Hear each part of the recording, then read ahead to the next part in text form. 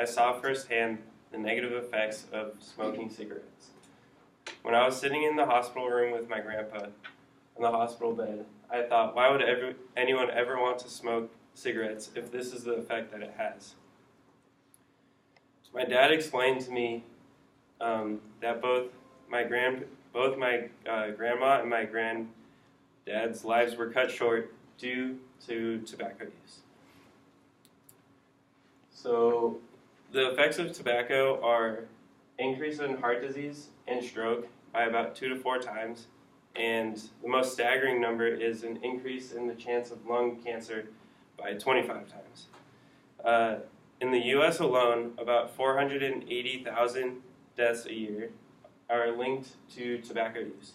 And these statistics are from the Center for Disease Control, and in the article, Health Effect of Cigarette Smoking.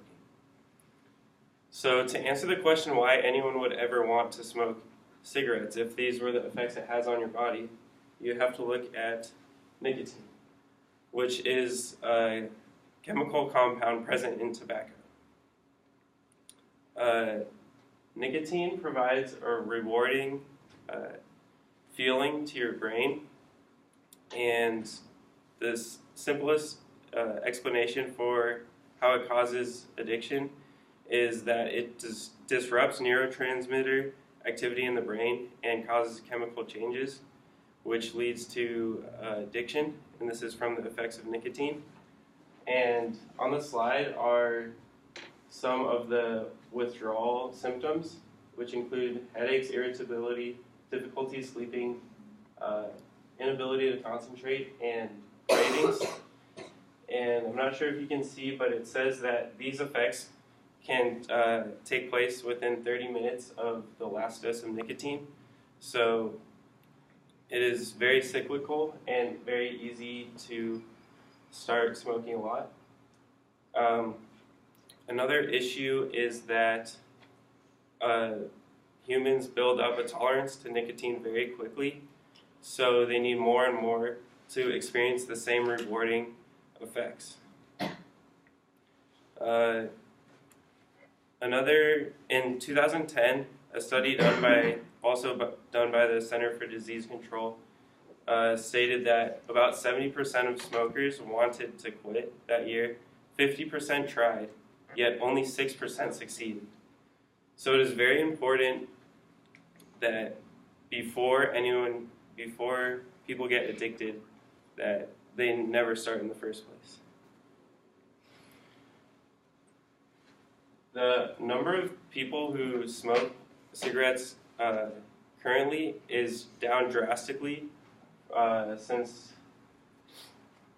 it's been decreasing consistently for a long time. So you may be thinking, that's great, like we're on the track to overcoming this problem. Just in the past 10 years, we dropped about from 25% in 12th grade to about 6%, which is a great change. This can be accounted for by many ad campaigns, such as Smoke Free America, which are targeted at the youth, telling them that they will either earn less money, cut their life short, other stuff that's really that people want to avoid. And it's just not popular in the culture as it was before. My dad told me a very powerful story that he would used to have to, his parents would both smoke in the car with the windows up, and he would have to crouch down to hide below the smoke level. And it was just crazy to me that that was socially acceptable at the time. So it's great that we've come past that. But there's another obstacle, and that is e-cigarette smoking or vaping. And this has become very popular. As you can see this video, Vape Nation, although it's very satirical, it has gained great support, over 14 million views and mostly positive responses on the video, making light of the situation and not acknowledging the consequences. Although e-cigarettes can be made without nicotine in them, it is most common that they do have it in them because people get addicted and seek that. And just from 2013 to 2014, the use of e-cigarettes in middle school and high school has tripled from 4.3% to 13.5%. That is also according to CDC. And since then, that statistic has continued to increase.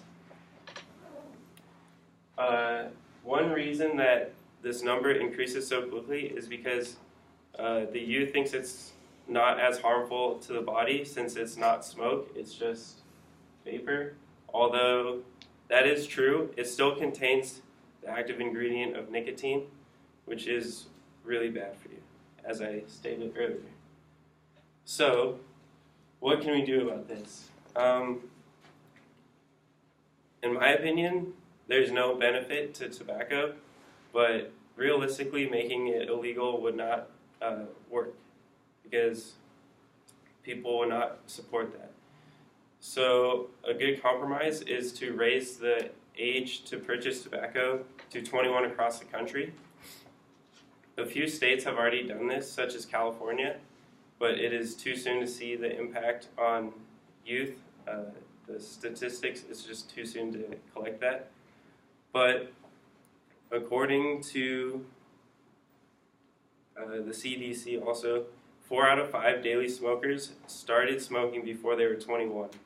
So if we can, and this is because adolescents are more susceptible to addiction to nicotine since they're not as good as making their own decisions and their brain is still developing, so it's easier for them to get addicted.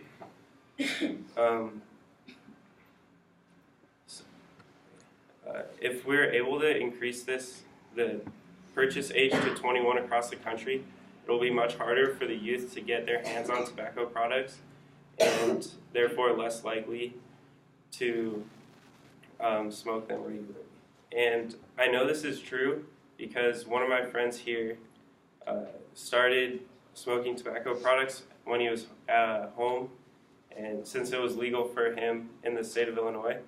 But since he has come here, he is not able to purchase it legally, and it is much more difficult for him to smoke these tobacco products, and he is beginning to overcome the addiction. So overall, we need to realize the dangers of smoking tobacco, no matter what form it is, and spread awareness.